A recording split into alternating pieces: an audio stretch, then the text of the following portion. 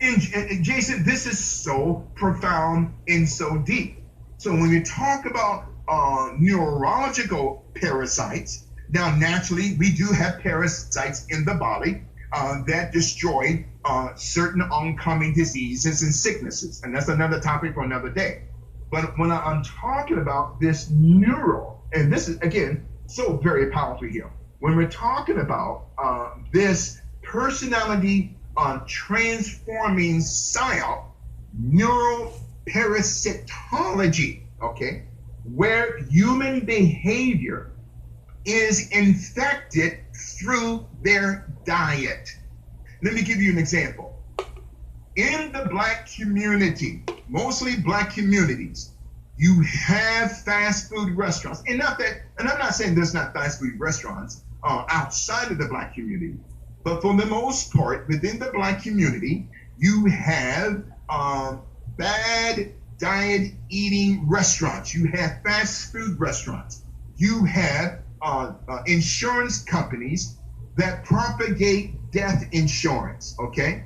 You have dollar stores that sell tainted meat that they got from the same Dollar General chain in the suburbs. So, in the Black community, this is the paradigm of manipulation and the paralysis of emotion, which is Gestalt theory, that through our diet, the not just Black people, but Americans are overtaken in their thought because not just they're being manipulated because of their pain and trauma, but they're also being manipulated because of their diet, Jason. So this not just neuroplasticity, which the brain is formed into what the individual is thinking at that moment, but we're also talking about this neuroparasitology. You know, Bishop, there's an example that comes to mind. I don't know if you're aware of this, but there's a certain type of parasite that can only procreate inside the intestines of a feline. So the way this thing works, if humans get it, like if people own cats and they get exposed to cat feces, like cleaning the box or whatever, humans can get this toxoplasmosis. But the parasite essentially works by infecting the brain of mammals like mice. And it gets into the brain of the mouse, and where the scientists did a test where they took cat urine and put it in a maze, and an unaffected mouse will run away from cat urine because it detects a predator. But a mouse with toxoplasmosis, its brain is affected by the parasite to go towards the cat urine, where the cat would eat it, ingest the parasite.